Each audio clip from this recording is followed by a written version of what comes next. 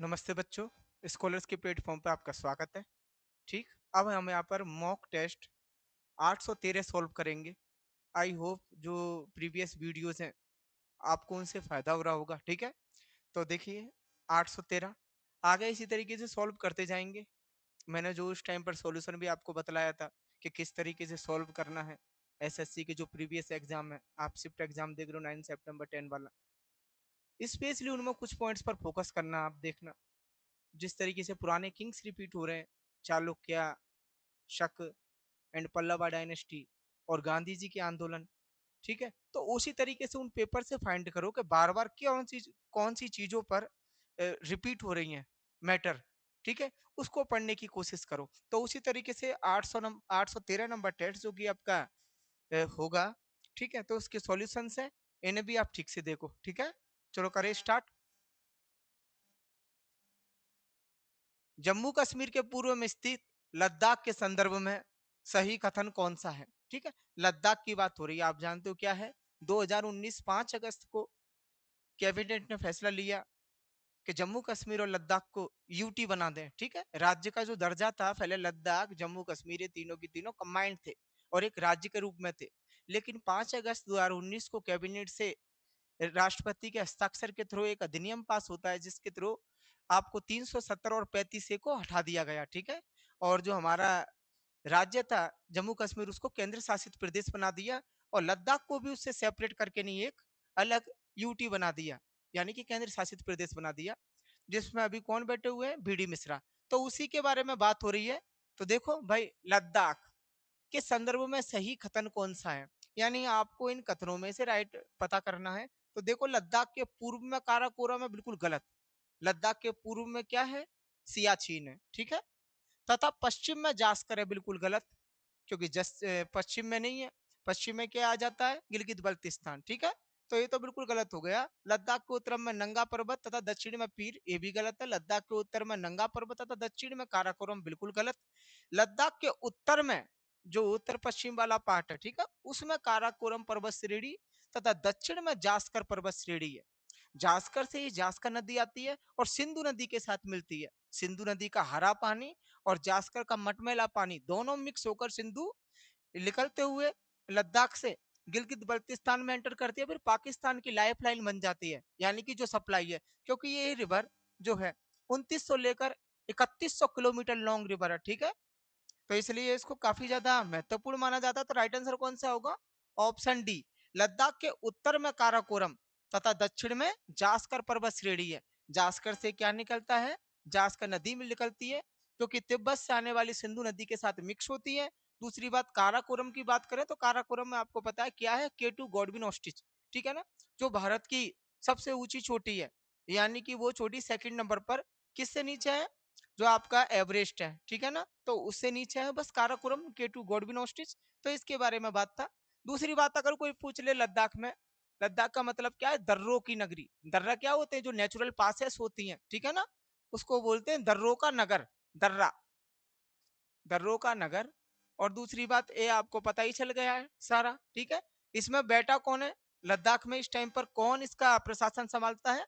तो brigadier BD Mishra, brigadier BD Mishra इसके उपराज्यपाल हैं। ठीक है, कहाँ के? लद्दाख के। ठीक है, लद्दाख को और क्या बोलते हैं? ठंडा रेगिस्तान भी बोलते हैं लद्दाख को। ठीक, नेक्स्ट देखो,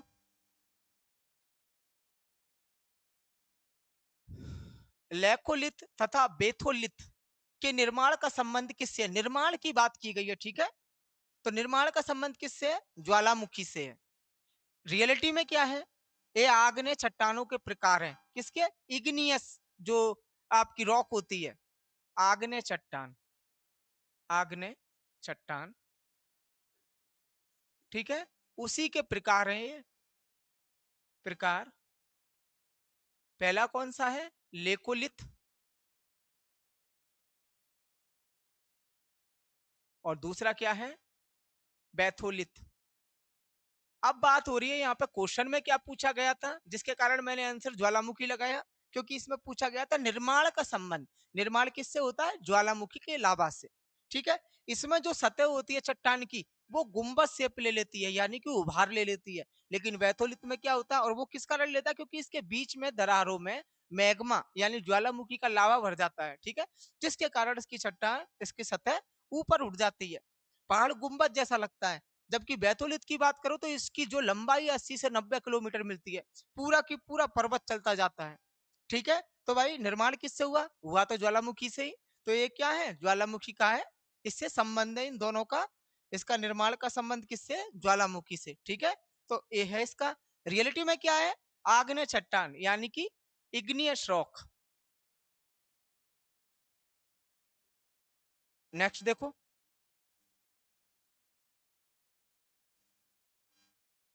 चालुक्य शासन पुलकेशिन की हर्षवर्धन पर विजय किस वर्ष हुई थी, ठीक है। पुलकेशिन, देखो मैंने अभी भी आपको बोला था कि किस टाइप के राजा रिपीट हो रहे हैं, क्योंकि देखो भारत में आप जानते हो 3500 सालों की लिखित हिस्ट्री है, तो उसमें कई सारे रूलर्स हुए, जिसमें अशोक से लेकर चलते चलते चालुक्य, आपके शक वंश है, प्रतिहार है, राजपूत है, और मुगल से आपके खिलजीज हैं, तो कई सारे वंश आए, तो उनमें पुराने राजाओं की बात की जा रही है। जैसे कि पुलकेशिन की बात करूं, काफी फेमस राजा है पुलकेशिन सेकंड, ठीक है। एक क्या था, चालुक्य वंश का राजा, चालुक्य वंश, ठीक है। हर्षवर्धन ये कन्नौज के राजा थे, पर विजय किस वर्ष हुई थी, तो किस वर्ष हुई थी भाई, आंसर होगा 618 एडी में, ठीक है। और ये पता कैसे चलता है, तो एक चीज और देख लेना, एहोल प्रशस्ति, एहोल प्रशस्ति, ठीक है, कहां पर है, कर्नाटक में। जब पुलकेशिन ने हर्षवर्धन को हराया युद्ध में, नर्मदा नदी के किनारे युद्ध हुआ। किस नदी के किनारे, नर्मदा नदी के किनारे इन दोनों का युद्ध होता है, और युद्ध में हर्षवर्धन की हार होती है, ठीक है। ये वही हर्षवर्धन है जिनके सामने यानी कि जिनके टाइम पर जो हुएन सांग भारत भ्रमण पर आए थे, ठीक है। तो दोनों का युद्ध होता है, उसमें हर्षवर्धन की हार होती है, तो इनका जो राज कवि होता है रवि कीर्ति, ठीक है। तो रवि कीर्ति एहोल प्रशस्ति, यानी कि जिस तरीके से गिरनार का अभिलेख था, उसी तरीके से एहोल प्रशस्ति या अभिलेख का निर्माण करता है, और इसमें पुलकेशिन की विजय के बारे में बताता है। तो ये भी नेक्स्ट अगर आ जाए तो आप ध्यान रखना, किससे रिलेटेड है एहोल प्रशस्ति, पुलकेशिन से। किस टाइम पर हारे हर्षवर्धन पुलकेशिन से, 618 एडी में, ठीक है। तो ये बिल्कुल क्लियर। नेक्स्ट देखो,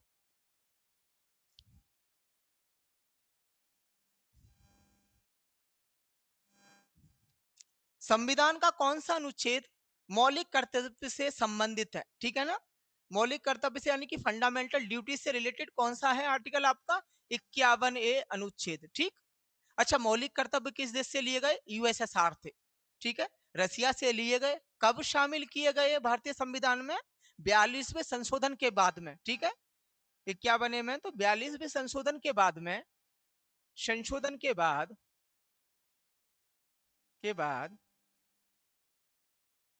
टोटल कितने होते हैं मौलिक कर्तव्य, 11, ठीक है, 11 मूल कर्तव्य।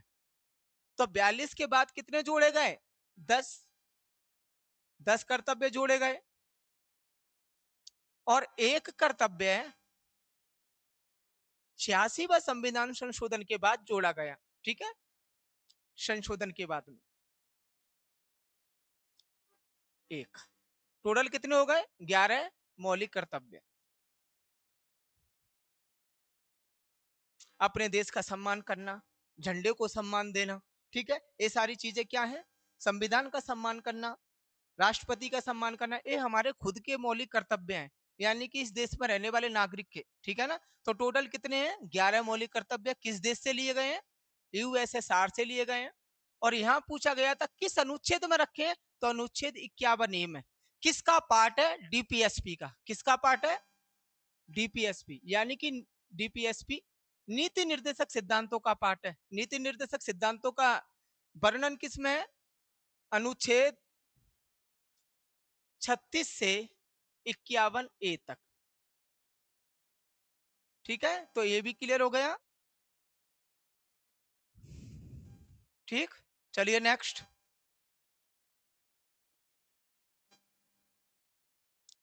छाया मंत्रिमंडल प्रशासनिक प्रणाली छाया मंत्रिमंडल प्रशासनिक प्रणाली किसकी विशेषता है? तो दोस्तों ये ब्रिटेन की विशेषता है। होता क्या है, सन 2005 में महाराष्ट्र में भाजपा और शिवसेना दोनों पार्टीज मिलकर ये तय करती हैं कि जो रूरल पार्टी है यानी कि कांग्रेस की सरकार है, तो उसके काम काजों की हम लोग चेकिंग करेंगे। ठीक है, उन काम काजों पर के कौन सा मंत्री क्या काम कर रहा है उस पर हम लोग नजर रखेंगे। तो जो विपक्ष द्वारा कैबिनेट बनाई जाती है, छद्म कैबिनेट जिसको बोलते हैं, शैडो कैबिनेट जिसको बोलते हैं, उसी को क्या बोला जाता है? छाया प्रशासनिक प्रणाली। ठीक है, यानी कि आप रूल में नहीं हो, यानी कि आपका उस राज्य पर शासन नहीं है, लेकिन आप विपक्ष में बैठे हुए हो।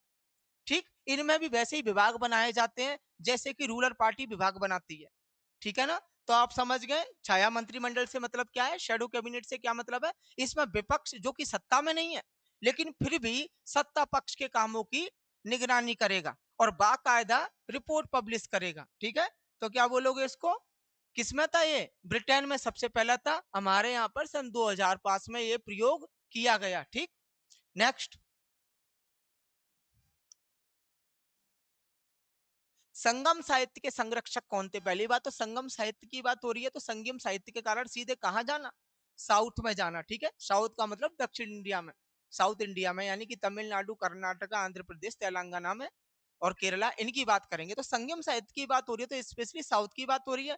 तो कौन थे संरक्षक, यानी जिनके टाइम पर एक काफी फला फूला और इसकी रक्षा की? तो वो थे पांड्या। और बात करें पांड्या के साथ में चोल भी संरक्षक थे, उनके टाइम पर भी काफी अच्छा रहा।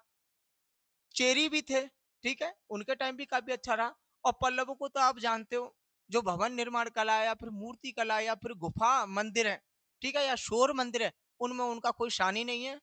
ठीक है, तो भाई संरक्षक की बात की है तो क्या है, ये तीन राजाओं के कारण या तीन वंशों के कारण।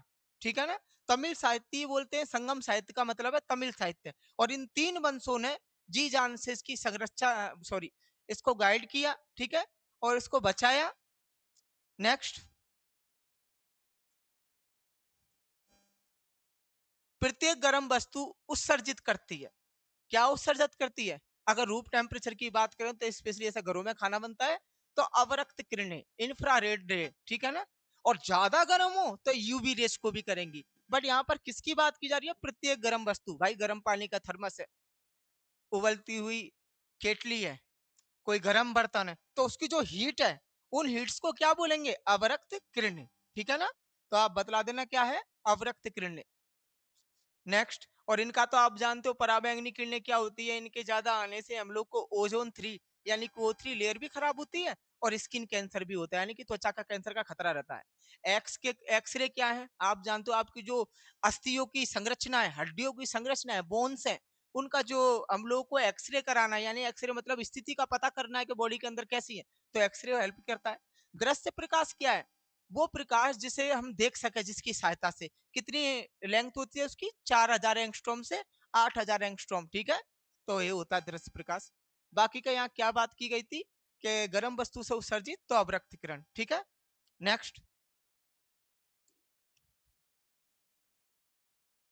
रेडियो एक्टिव तत्वों को जीवित कोशिका में एक तकनीक के माध्यम से पता लगाया जा सकता है, यानी कि किसी भी तरीके से अगर कोई इंसान कांटेक्ट में आ जाता है रेडियो एक्टिव एलिमेंट यानी रेडियो धर्मी पदार्थ में, आप जानते हो रेडियो धर्मी पदार्थ क्या होता है? जिनसे अल्फा बीटा गामा रेज निकलती है, जो कि हमारे लिए तो बहुत हानिकारक है और सभी के लिए बेहद हानिकारक है। ठीक है ना, तो भाई उनका अगर किसी भी तरीके से बॉडी में एंटर कर जाए तो कैसे पता करें? तो उसकी एक टेक्निक होती है, नाम है ऑटो रेडियोग्राफी। ठीक है ना, इस टेक्निक के थ्रू हम पता कर सकते हैं कि बॉडी में रेडियो धर्मी, सॉरी, रेडियो एक्टिव एलिमेंट या रेडियो धर्मी पदार्थ कहाँ पर है। ठीक है, तो जीवित कोशिका में इस तकनीक से पता लगाया जा सकता है उनकी उपस्थिति के बारे में। नेक्स्ट देखो, निम्नलिखित में से कौन सा फ्लेमिंग के दाहिने हाथ का नियम है? ठीक है, तो ऑप्शंस में देखो, फ्लेमिंग का दाहिना हाथ का नियम, फ्लेमिंग का दाहिना हाथ का नियम क्या बतलाता है? इंड्यूस्ड करंट की डायरेक्शन, यानी कि प्रेरित धारा की दिशा के बारे में आपको बताता है। प्रेरित धारा की दिशा बताता है। स्पेशली ध्यान रखना, चुंबकत्व से है क्वेश्चन, यानी कि धारा के चुंबकीय प्रभाव से, जो फ्लेमिंग लॉ है, फ्लेमिंग फ्लेमिंग रूल। ठीक है ना, प्रेरित धारा की दिशा को बताता है। कैलकुलेट करें कैसे करें, क्योंकि राइट हैंड का लॉ है, तो इस तरीके से, ठीक है। तीनों की तीनों जस्ट एक दूसरे के परपेंडिकुलर होना चाहिए। फ्लेमिंग का जो रूल है इस तरीके से होता है।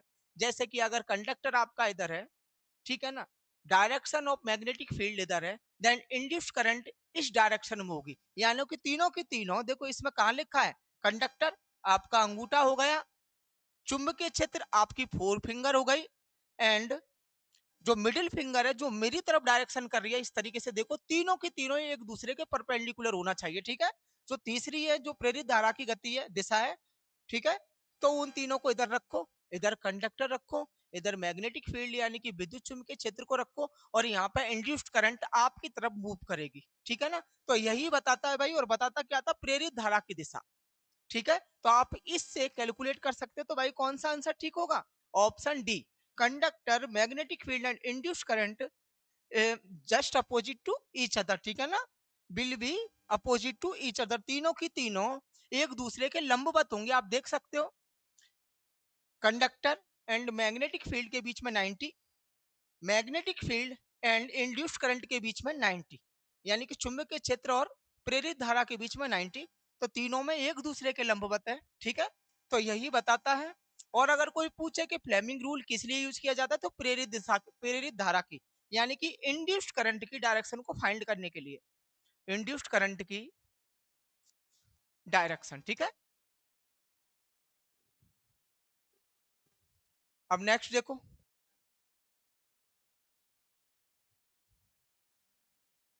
पीतल निम्नलिखित में से किस धातु का मिश्रण है। पीतल किसका मिश्रण है, कॉपर और जिंक का, ठीक है। जिसमें कॉपर का परसेंटेज ज्यादा होता है 80% और जिंक होता है 20%, ठीक है। तो क्या होगा राइट ऑप्शन, ऑप्शन बी। कितना कितना परसेंटेज लेते हैं, 80 एंड 20। जिंक का मतलब Zn एंड तांबा का मतलब Cu, कॉपर, ठीक है। तो दोनों का अगर तांबा का आप 80 लेते हो, जिंक का 20 लेते हो, तो आपको क्या मिलेगा, पीतल। पीतल का मतलब क्या है, ब्रास। और आप जानते हो पीतल के बर्तन कितने सुंदर होते हैं, कॉस्टली भी होते हैं और अच्छे भी होते हैं, ठीक है। तो पीतल इस तरीके से बनाया जाता है।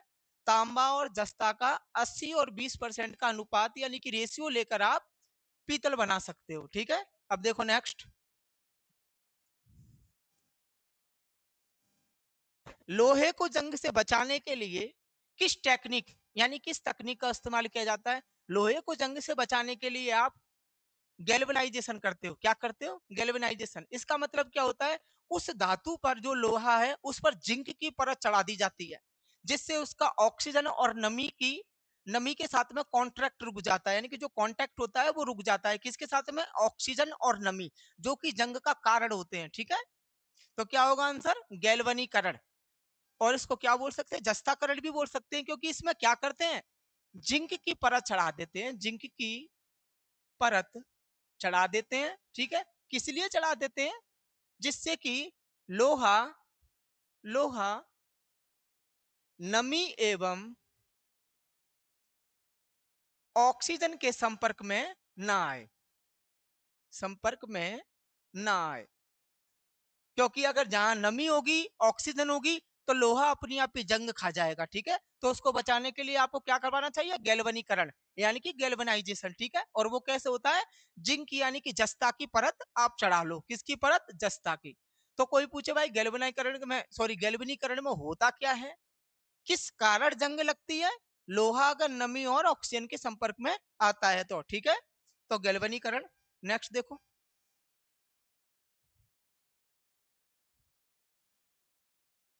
जल प्रदूषण के कारण निम्न में से कौन सी बीमारी होती है, यानी कि जो वाटर बॉर्न डिजीज बताओ, या वाटर पॉलिटो डिजीज जो होती है वो कौन कौन सी है। तो देखो दोस्तों, हैजा और आंत्र ज्वर का मतलब है टाइफाइड, क्या है, टाइफाइड, ठीक है। तो ये दोनों की दोनों ही आपकी किससे होती हैं, जल प्रदूषण से होती हैं, यानी कि वाटर बॉर्न डिजीज है। दोनों में आपकी आंतों में प्रॉब्लम होती है। जिसमें हैजा की बात करोगे आप, हैजा की, ठीक है, तो हैजा कैसी है, जीवाणु है, जीवाणु वाले रोग हैं, तो इसको क्या बोलोगे, हैजा और टाइफाइड को। दोनों की दोनों टाइफाइड या आंत्र ज्वर, टाइफाइड, दोनों की दोनों कैसे हैं, जीवाणु रोग, जीवाणु रोग। जिसमें हैजा के जीवाणु का नाम क्या होता है, विब्रियो कॉलेरी, विब्रियो कॉलेरी, ठीक है। और टाइफाइड के जीवाणु का नाम क्या होता है? साल्मोनेला, साल्मोनेला टाइफी, ठीक है। Salmonella typhi, vibrio cholerae, vibrio cholerae, ठीक है, ये होता है। किसको इफेक्ट करते हैं? इसमें क्या होता है, आपकी आंतों में प्रॉब्लम आती है, ठीक है। हैजा की बात करोगे तो उल्टी और दस्त दोनों एक साथ होते हैं, ठीक है। पानी की काफी खतरनाक कमी होती है, ज्यादा रूप में फैल जाए तो महामारी बन जाता है, यानी कि पेंडेमिक का रूप ले लेता है, ठीक। और टाइफाइड की बात करोगे तो 10 से 15 दिन चलता है, अब तो एक वीक में ही ठीक हो जाता है। आप इसके पता करने के लिए क्या कराएं? Widal test. क्या कराओ आप? Widal test. बिडाल टेस्ट काफी फेमस टेस्ट है बिडाल, जिससे आपको पता चल जाए कि आपको टाइफाइड है। बिडाल टेस्ट, क्योंकि आपको जैसी फीवर है, पीठ में दर्द हो, हाथ पैरों में दर्द हो, सर में दर्द हो, तेज फीवर आए, खाना बिल्कुल अच्छा ना लगे, पानी से भी बदबू आए, तो टाइफाइड है। बिडाल टेस्ट करवाओ, साल्मोनेला टाइफी पाया जाएगा। और किस कारण हुआ है? प्रदूषित पानी से, ठीक है, तो पता चल जाएगा। उसी तरीके से आपका हैजा है, विब्रियो कोलरी, पता चल जाएगा आपको। इसमें तो साफ पता चल जाता है, उल्टी दस्त हो जाते हैं, बिल्कुल मन नहीं लगता है, खराब हो जाता है सब कुछ। तो देखो भाई, कौन सी है वाटर बॉर्न डिजीज, यानी कि पानी के कारण होने वाली बीमारी कौन सी है? हैजा और टाइफाइड दोनों, ठीक है। अब चलो नेक्स्ट देख लो एक बार। आंतों को प्रभावित करता है,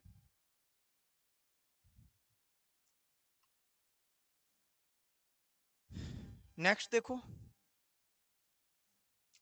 राउरकेला इस्पात संयंत्र की स्थापना किस देश के सहयोग से हुई?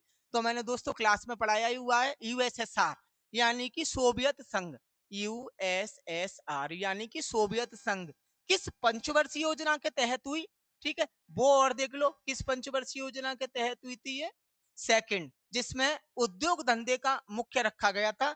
और उस सेकंड या द्वितीय पंचवर्षीय योजना, 5 ईयर प्लान, उस दौरान 3 प्लांट खोले गए थे। एक था आपका राउरकेला, राउरकेला, ठीक है, एक इसके यूएसएसआर के सहयोग से। दूसरा है आपका दुर्गापुर, ठीक है, दुर्गापुर, सॉरी, राउरकेला की बात की जा रही है, ठीक है। जर्मनी के सहयोग से खोला गया था, किसके से? जर्मनी के से। राउरकेला उड़ीसा के अंदर, जर्मनी के सहयोग से खोला गया था। दुर्गापुर आपका यूएसएसआर के हेल्प से खोला गया था। एंड भिलाई आपका, भिलाई ब्रिटेन की मदद से खोला गया था, ठीक है, ब्रिटेन की से। तो ये तीनों की तीनों सेकंड 5 ईयर प्लान का हिस्सा है, दुर्गापुर, भिलाई और राउरकेला, ठीक है। नेक्स्ट देखो।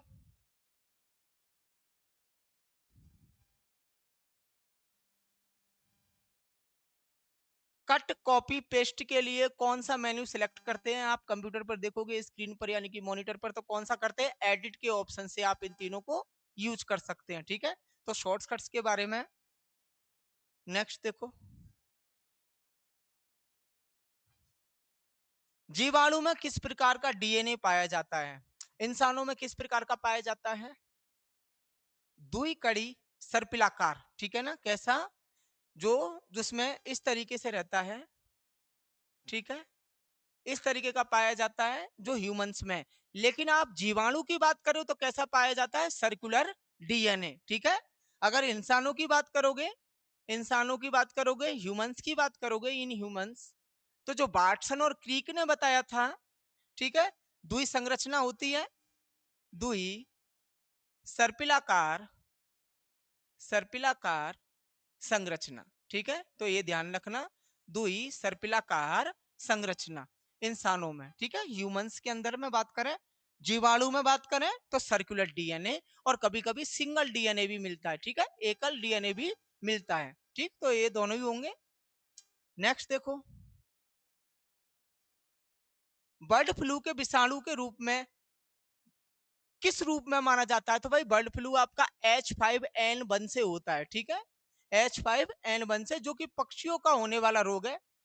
जो बर्ड फ्लू है किसका है? पक्षियों का होने वाला रोग है। नेक्स्ट देखो, कौन सी गैस वेल्डिंग में प्रयोग की जाती है? तो आपकी acetylene gas, acetylene gas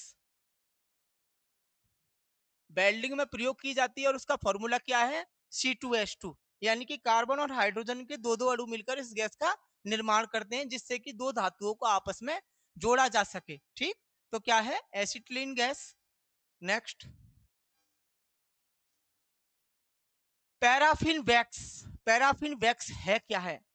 paraffin wax आपका सैचुरेटेड हाइड्रोकार्बन है। क्या है? सैचुरेटेड हाइड्रोकार्बन, यानी कि ये पेट्रोलियम उत्पादों से मिलकर बनता है। पेट्रोलियम से बनता है, ठीक है। एग्जाम्पल्स में क्या क्या है? अगर एग्जाम्पल्स की बात करें, वैसलीन, ठीक है, वैसलीन, मोमबत्ती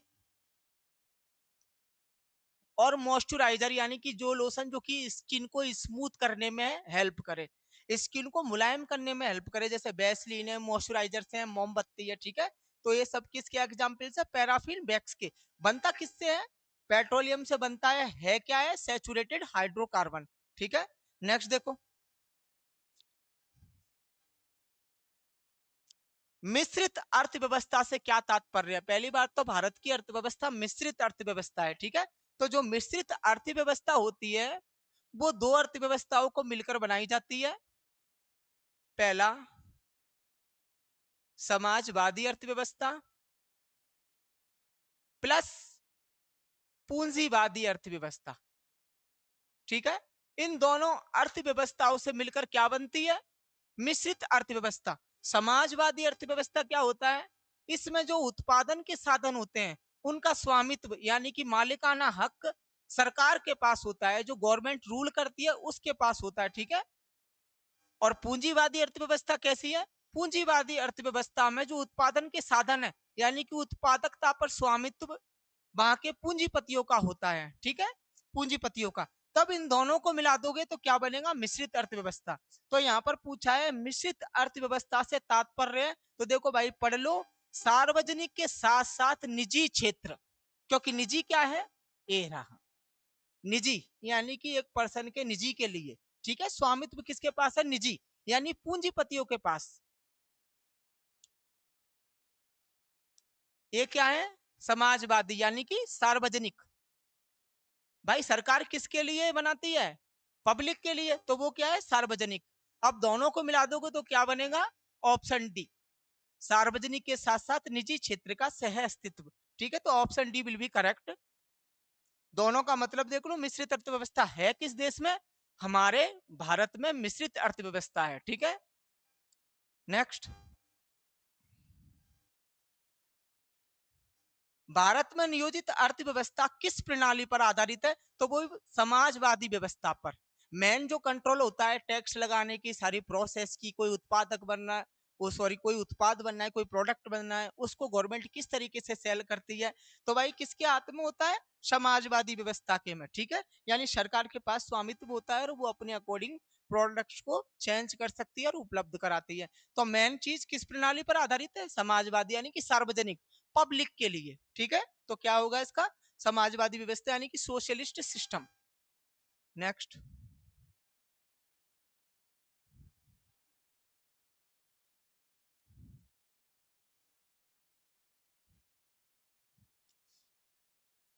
मोनपा आदिवासी समुदाय का तोरग्या महोत्सव निम्नलिखित में से किस राज्य में मनाया जाता है? तो अरुणाचल प्रदेश में ये तोरग्या मनाया जाता है। कहाँ? अरुणाचल की बात करें, क्योंकि मोनपा जाति की बात करिए तो मोनपा जाति कहाँ रहती है? तवांग हिस्से में। तवांग यानी कि जिस पर चाइना अपना कब्जा बताता है, सबसे उत्तरी बिंदु है, ठीक है ना। कहाँ का? भारत का भी सबसे पूर्वी बिंदु, और जो अरुणाचल प्रदेश है उसका सबसे ऊंचा, ठीक, केवल पहाड़ियां हैं। तो वहां मठ है, तवांग मठ, काफी फेमस मठ है, ठीक है, उसके बारे में थोड़ा पढ़ना। तो वहां के जो आदिवासी हैं, जो वहां के लोग हैं मोनपा आदिवासी, वो इस त्योहार को सेलिब्रेट करते हैं, किस लिए? बीमारी और बुरी आत्माओं को दूर भगाने के लिए, बीमारी और बुरी आत्माओं को दूर भगाने के लिए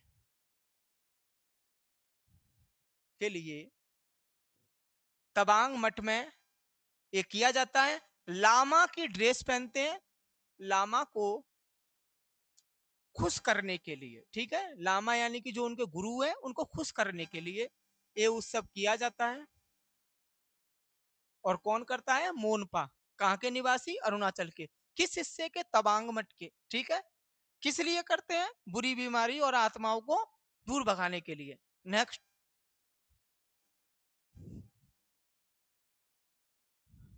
बीएफडब्ल्यू सुपर 100 गुवाहाटी मास्टर्स 2024 बैडमिंटन एकल खिताब किसने जीता है भाई?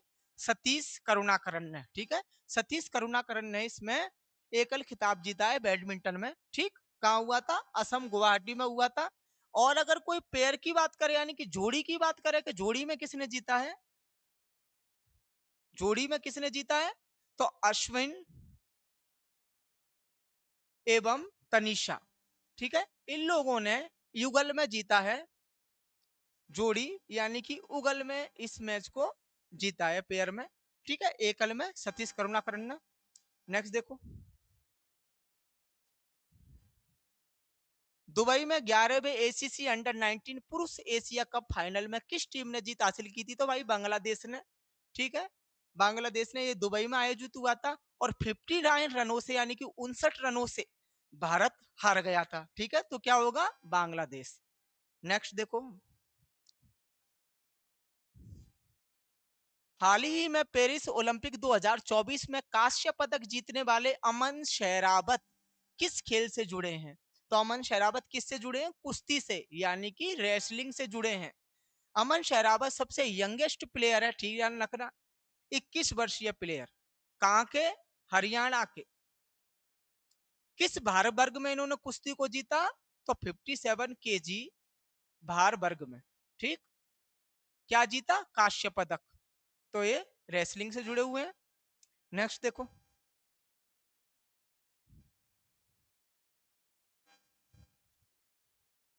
कौन से देश संयुक्त रूप से 2030 फीफा विश्व कप की मेजबानी करेंगे? 2030 अब भी ये लिखा हुआ है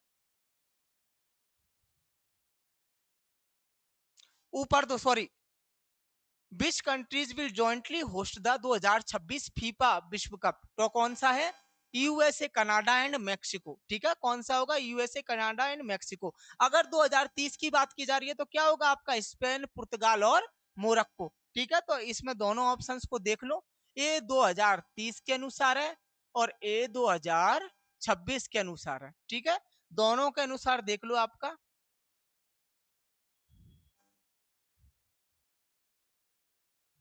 ठीक है।